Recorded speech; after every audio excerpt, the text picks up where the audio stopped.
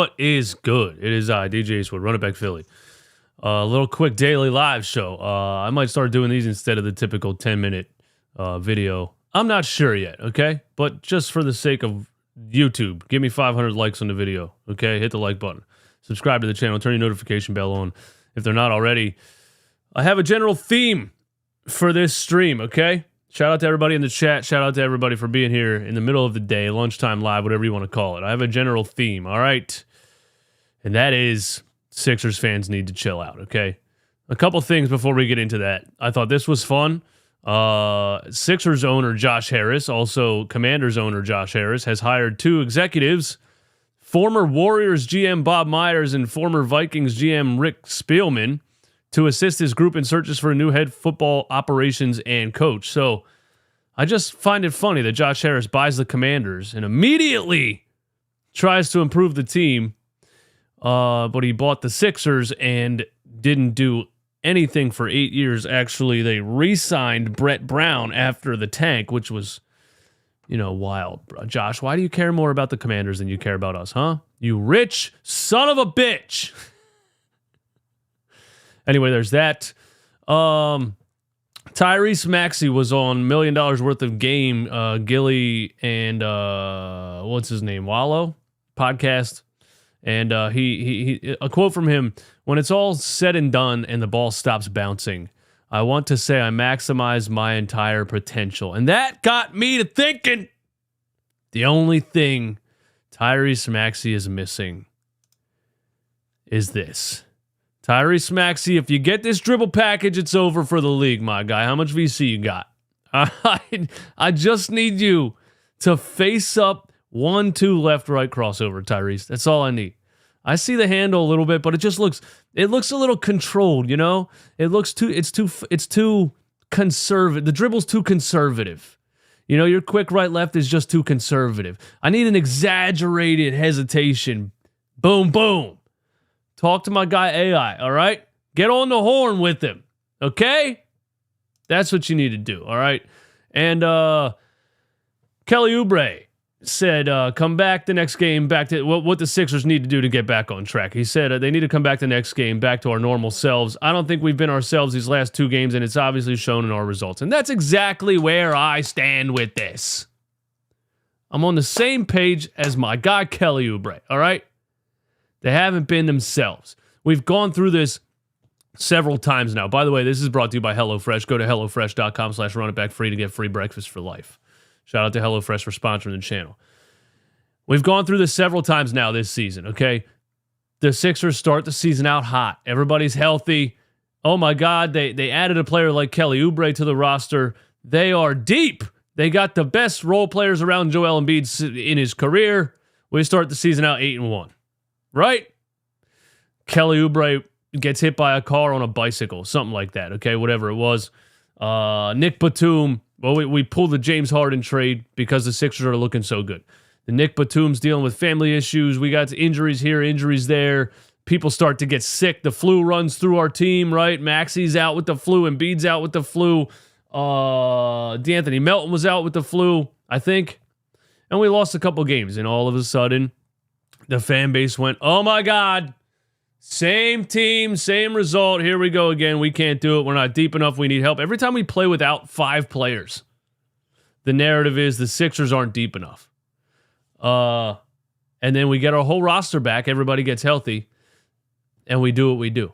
So after that first slump, we got our whole roster back. We got everybody healthy. And the Sixers go on, a 7-game win streak, okay? Yeah, it was, it was the Pistons and the Wizards, but we did beat the Minnesota Timberwolves, okay? We did beat the Oklahoma City Thunder. We're going to go through that. They got their whole roster back. They start winning games again. And then Joel Embiid sprains his ankle. Misses a couple games. They go through a shooting slump. Everybody freaks out again. Now we get Joel back against the New York Knicks. He tweaks his ankle the first play of the game. Stays out there and plays the whole game. Not quite sure why. Probably because he's chasing his 30-12 streak, which is random and doesn't really matter. And then he's out the next game again. And we shoot 20% from 3. we get killed, and it's this, oh my God, same Sixers. They need help. They need help. They need help. They need help. I'm not saying we shouldn't do anything at the trade deadline, but the overreactions are wild to a team every time they get injured and every time they shoot poorly. This happens to every team in the NBA. They go through shooting slumps. They lose 2 or 3 games. The Boston Celtics on paper every year are the strongest team in the NBA. They lost to the Orlando Magic last year 3 times. And that's the worst. That was the worst team, bottom 3 in the league last year. It just happens.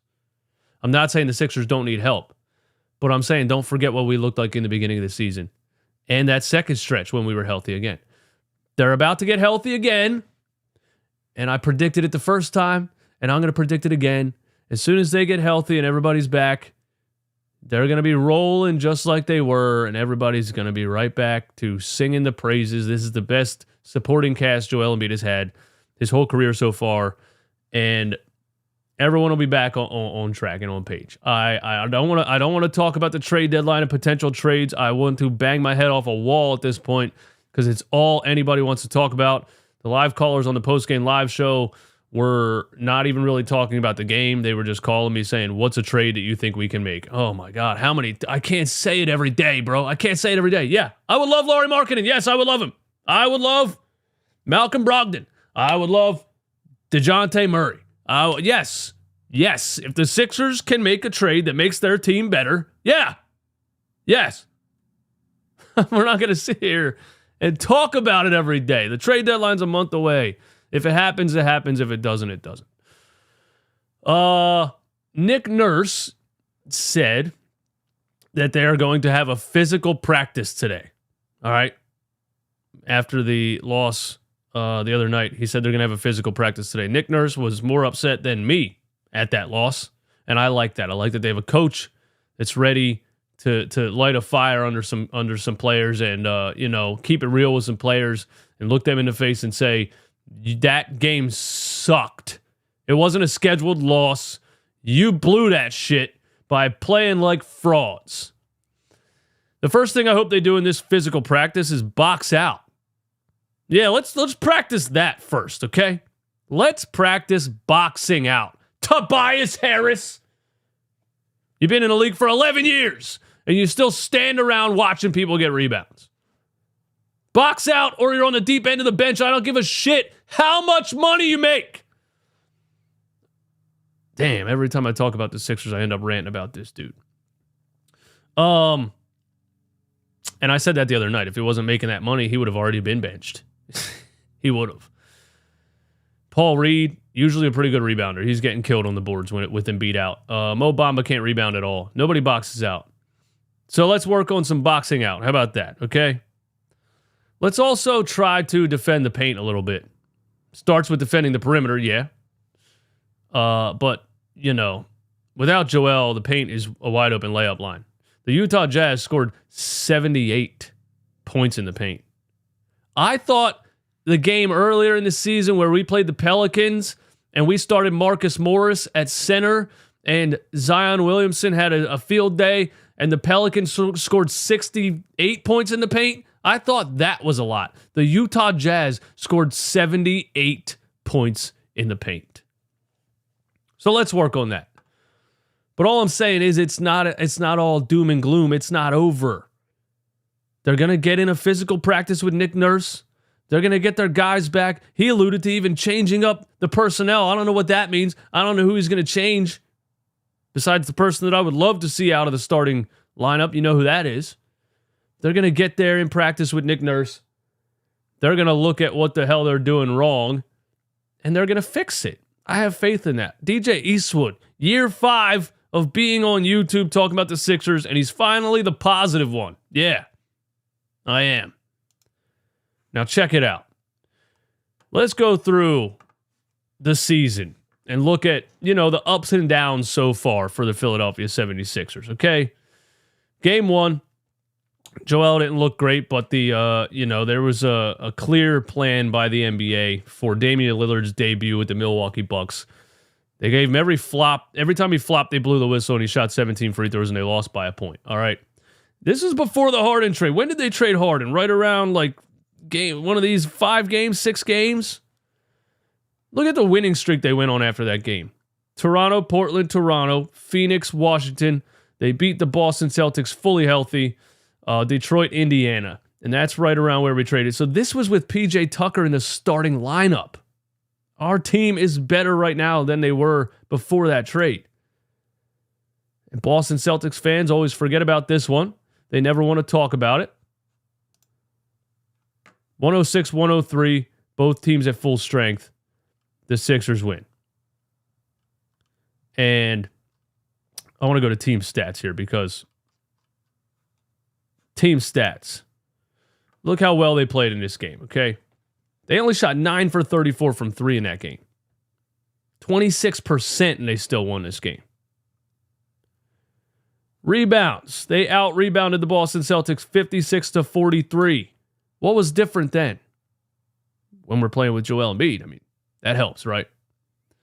We've been getting out-rebounded like crazy lately, but it's going to get back to this. Out-rebounded the Boston Celtics by 13 in that game.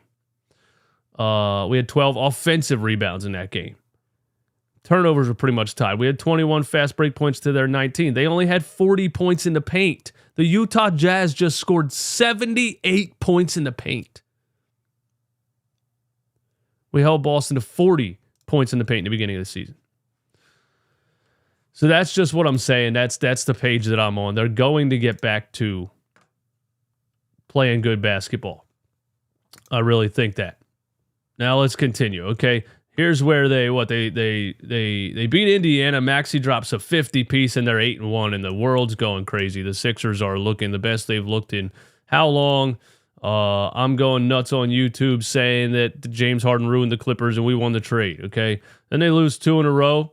They lose this one to Boston. That was a bad one. All right. Atlanta, Brooklyn, win-win. Cleveland, Minnesota, loss. This Minnesota, that was the traveling back-to-back. Without Joel, without Maxey, you weren't going to win that game.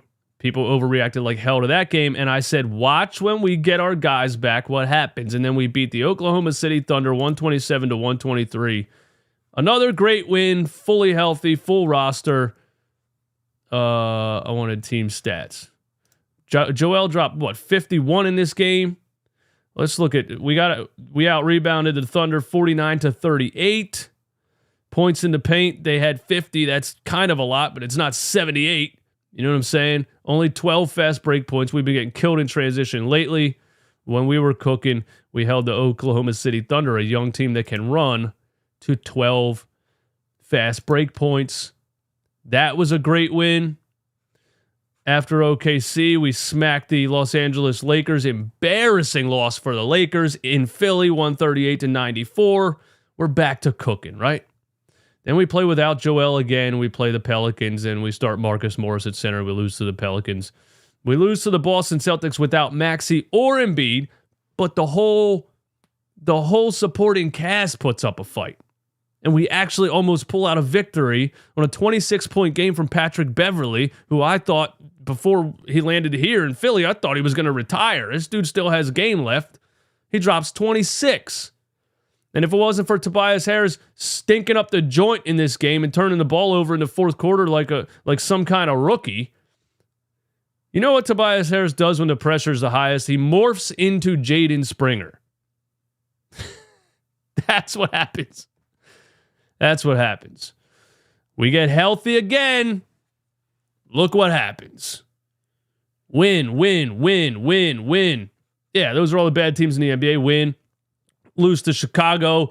That was right after they sat down Levine. For some reason, they were playing with crazy efficiency without Levine. And then we beat Minnesota, the number 1 defense in the league, 127-113. That's the game where Joel dropped 51. What game was I talking about? What did I say earlier? The Oklahoma City game? I was wrong. He dropped 51 against Minnesota, the number 1 defense in the league. Then we beat Toronto. Tobias Harris decides to join the party, gives us a 33-piece, gives us a 27-piece. Everybody's, oh, look, you got to apologize to Tobias Harris. You fucking hater. All you do is hate Tobias Harris. Look, I told you he could score 33 points. Oh, really? How many times has he done that in a Sixers uniform? 8 times in 5 years. That's how many. Anyway, Tobias morphed right back into what he was. Like, that was so easy to predict. It's unbelievable. What else? We lose to Miami. Was that without Maxey and Embiid again? I think it was. Was that Christmas Day? That was Christmas Day. Did Maxey play? Oh, Maxey had a terrible game here. He had a terrible shooting game, and we lost to Miami on Christmas Day without Joel Embiid. We beat Orlando without Joel Embiid. That was a great win. We beat the Houston Rockets without Joel Embiid. People sleep on this game right here. People sleep on this game right here. We beat the Houston Rockets without Joel Embiid, 131-27, and Tyrese Maxey was 13 for 26 for a 42-piece. Of course, the guy who disappeared lately chipped in 22. It'd be nice if he could get back to some kind of consistency. A lot of these wins were when Tobias Harris was playing like a third option. Not like a max contract player, but like a third option. You know what I mean? Lost to Chicago day before New Year's Eve. Nobody cared about that game. Didn't count. Delete it. Get healthy. Come back. Blow out the Chicago Bulls. Yeah, it ended 110-97, but that's because Kenny Lofton can't score a point in the NBA at the end of the game when we put the deep bench in. Embiid dropped 31. We're all happy again right here, okay? And then we start the new year. Joel comes back, tweaks his ankle again in the first play of the game. We lose to the Knicks. And then the very next night, without Embiid, we get smacked by the Utah Jazz. And now the Sixers are not deep enough. They desperately, desperately, desperately need help. All I'm saying is, when everybody's healthy, Tobias Harris isn't playing like a complete fraud. And you got the Anthony Melton. Don't forget the Anthony Melton's been out for a couple games. That's a guy that can give you 15 to 20. You know? Nicholas Batum, Patrick Beverly, Marcus Morris has had games where he seriously contributed, and he was bad last game. Robert Covington's been out. That's another guy that, don't forget, is very effective.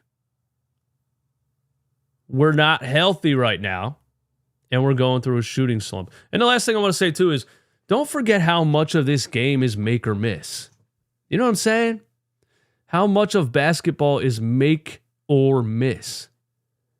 When the shots are falling, all of the problems go to the wayside. All of the problems just disappear when the shots are falling, right?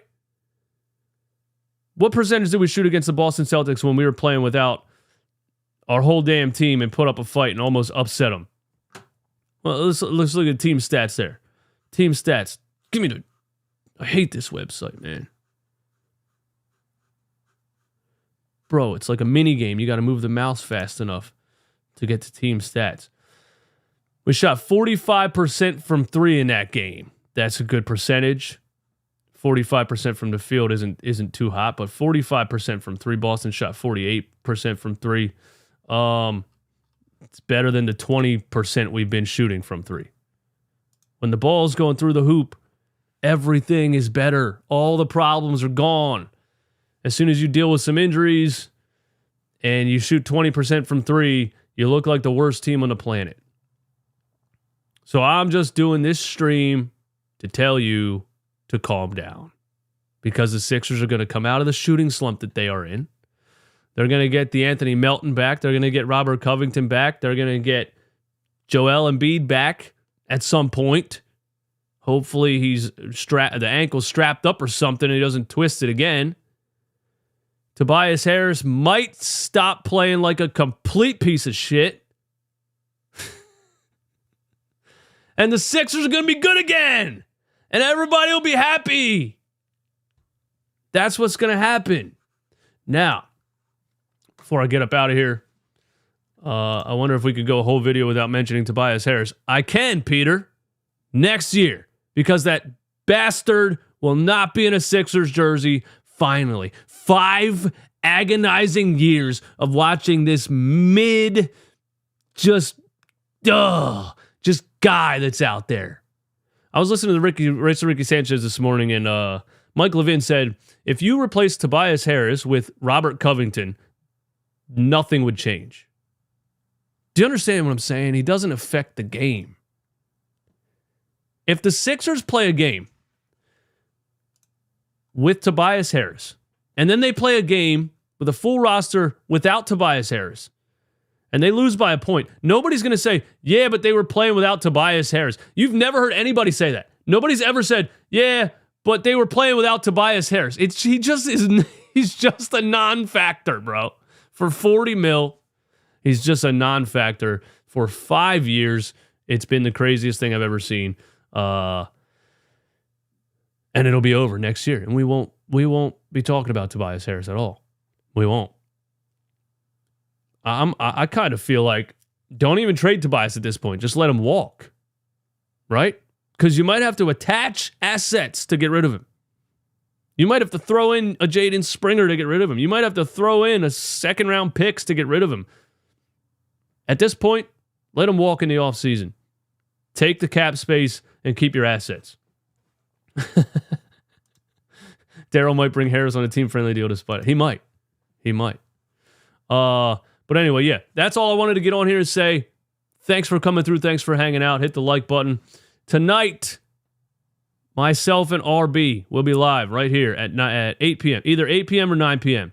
Me and RB live right here, chopping it up. I want to get his opinion on some of these things. We'll go back and forth, and we'll interact with you guys in the chat. So the two GOATs of Sixers YouTube, Run It Back Philly and RB Philly Take, will be live together tonight at 8 p.m. or 9 p.m. I don't know. Keep up with the socials. Keep up with the Twitter and the Instagram to find out the exact time of that.